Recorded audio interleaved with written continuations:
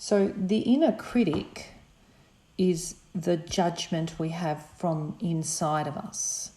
And we want to be maybe better than what we are. Perhaps we're not accepting who we are. We're looking at others and thinking that they are better than us. So we've got this conversation going on inside of us. And when we have the inner critic talking to us inside our head, it actually distracts you from delivering your information or your expertise. And suddenly you become introverted, you think about yourself, you get distracted, and you forget that you're there to present something that everybody wants to hear from you, because you are either the expert in your field or you have a specific knowledge base that you want to share.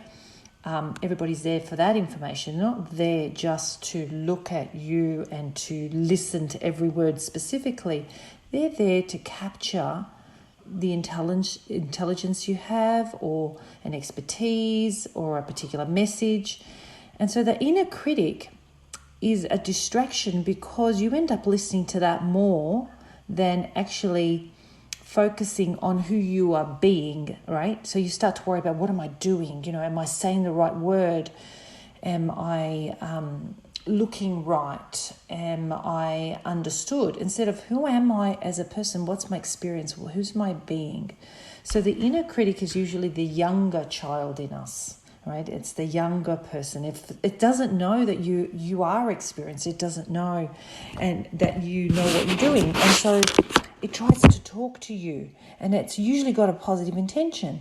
It wants to warn you about something, or it wants to double check something. It's insecure.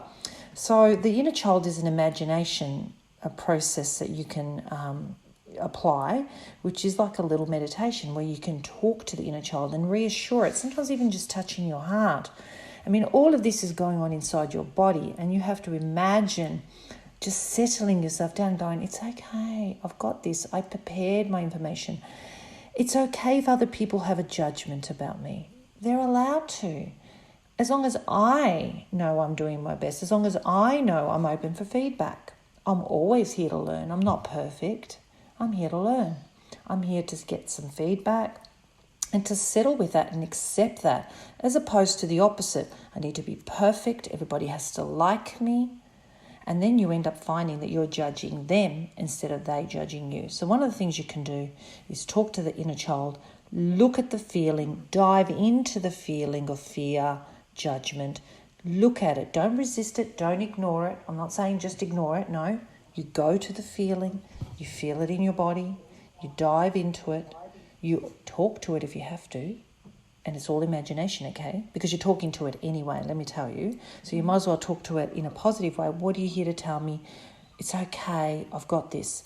You can do that, when you can also say to yourself, what would I do if I didn't have a thought? So if I didn't have a thought about this, who would I be? How would I feel?